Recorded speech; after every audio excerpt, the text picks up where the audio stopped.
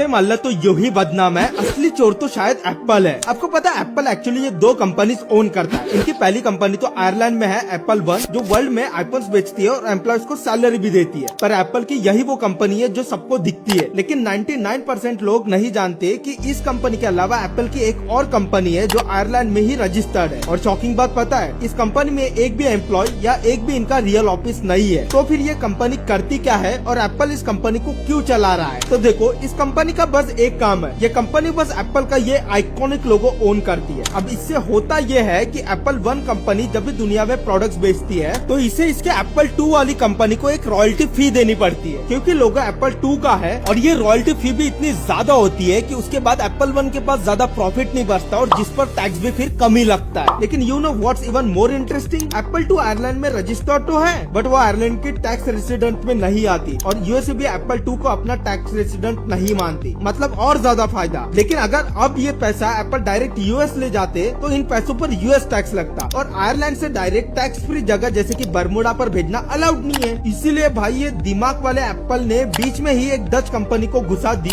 जहाँ से पैसा बिना टैक्स लगे बरमुडा तक ये लोग पहुँचा देते हैं। और इस तरीके से एप्पल जो बिलियंस में पैसा कमा रही है वो ऑलमोस्ट 0 टैक्स भरती है और इसे ही डबल